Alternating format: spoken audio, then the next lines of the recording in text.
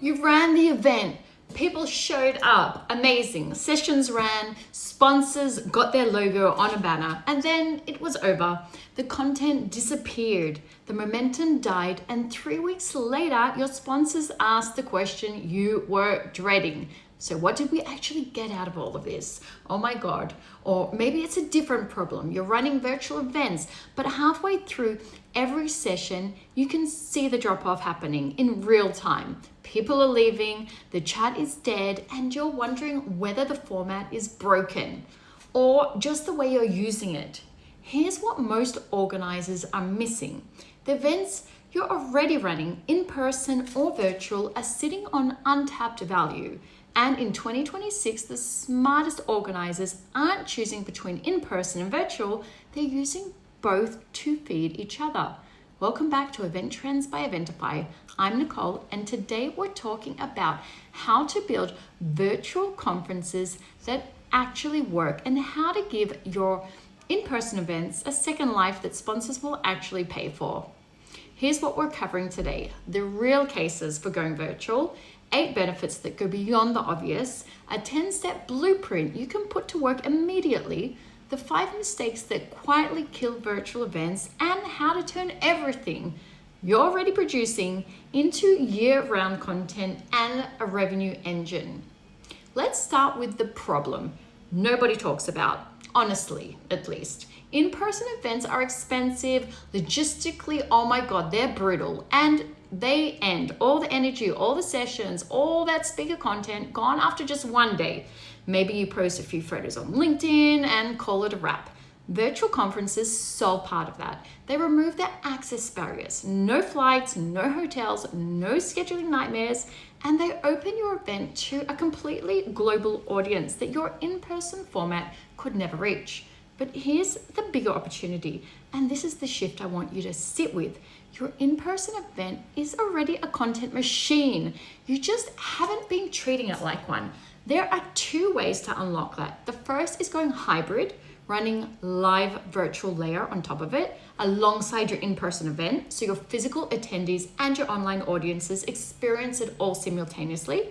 Same speakers, same energy, different rooms, one event, double the reach. You heard me right. The second is the post-event virtual series. You record your in-person sessions, packaging them properly, and release them as an ongoing virtual program with live QAs and discussions, sessions, and sponsor touchpoints built in.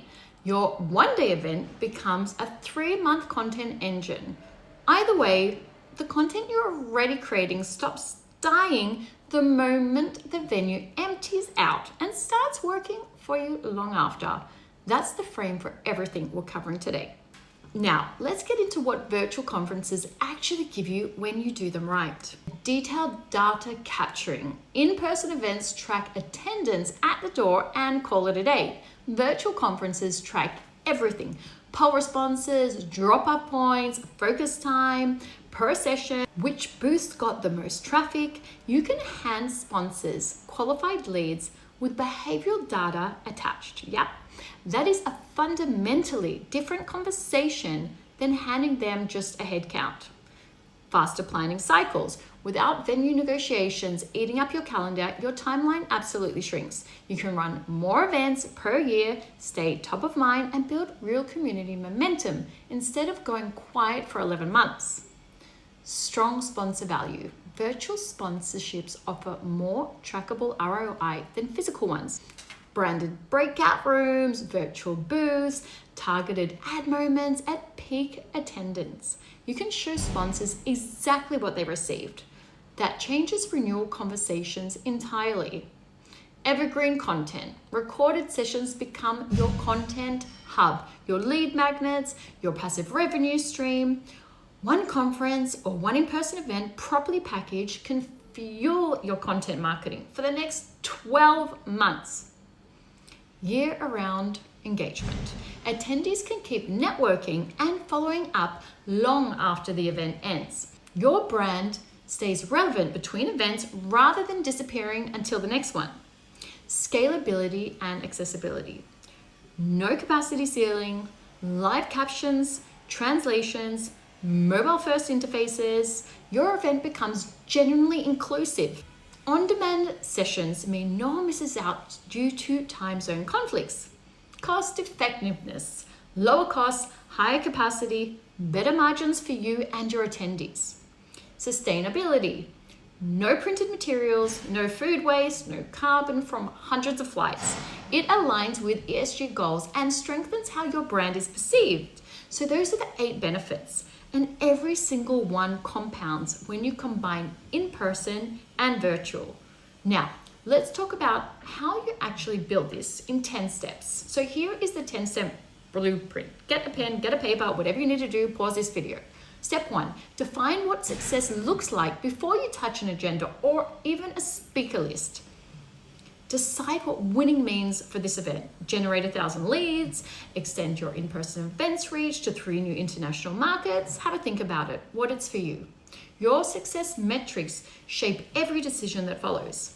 Vague goals produce vague results. Step 2, build your agenda for short attention spans. Yes, virtual sessions could not run like in-person ones. Shorter focus sessions with frequent breaks are a non-negotiable.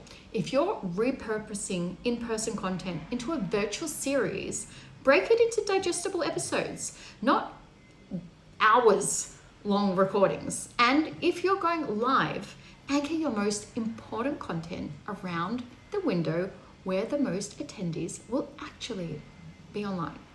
Step 3, choose your platform wisely. Yeah, your platform is the entire infrastructure. Everything else depends on it.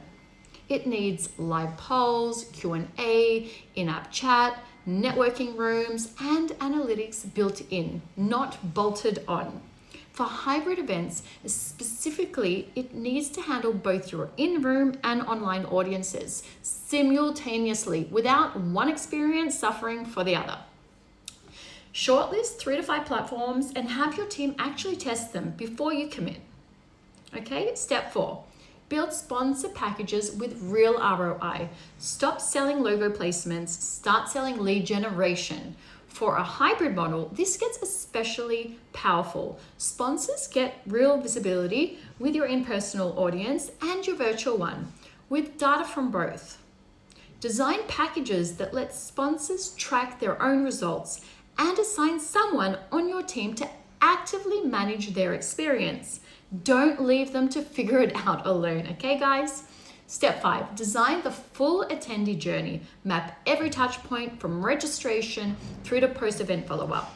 For a virtual series built from in-person content, think about how you keep your people coming back episode to episode. Teasers, discussions, prompts, community threads. For live events, use polls, games, and breakout rooms to keep energy high throughout. If your budget allows, bring in a professional virtual moderator to keep momentum and transitions really crisp, okay? Step 6, build a multi-channel marketing strategy. Your event starts the moment someone lands on your registration page, okay? Make sure it's clean, on brand, and tells attendees exactly what they'll gain. Use email, social, and paid channels. Tailor the messages to each platform. And of course, test every link before it goes out. Every single one, okay? We've all been there. Step 7, curate and train your speakers. Great content with an unprepared presenter is a missed opportunity. This is especially true for in-person speakers who may actually not be used to playing to a virtual audience at the same time. So give everyone a detailed platform walkthrough, clear expectations, and a mandatory tech check at least 3 days before, using the exact equipment and connection they'll use on the day. Step 8, set up a contingency plan. Technology will fail at some point. I'm sorry to say, build a private communication channel for your team and speakers so issues can be resolved quickly and quietly without the audience even noticing a thing. For a hybrid specifically, have a plan for if the virtual stream drops while the in-room event is still running, okay? Step 9, run a full dress rehearsal, not just a speaker tech check, a complete run through. Every transition, every engagement, feature, every backup plan, run it at the exact time of your event to catch connection issues across all the time zones. Okay?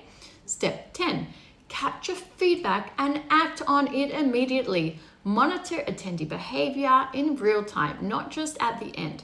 Send post-event surveys within 24 hours and follow up within 48 hours with segmented personalized emails, session recordings, speaker links, and a next step CTA tailored to what each attendee actually engaged with. So if you're running a virtual series, use the data from each episode to shape the next one. That feedback loop is what separates a one-off event from a content franchise, okay? Now, some mistakes to avoid. 5 mistakes. Let's do this quickly. Sessions that cause fatigue.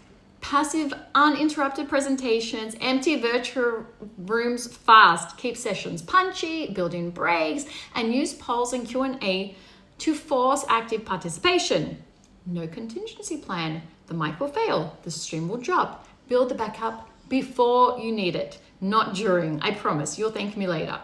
Treating networking as optional. People show up to connect, not just to watch. If your platform doesn't support real networking, attendee satisfaction drops, and so does retention for your next event.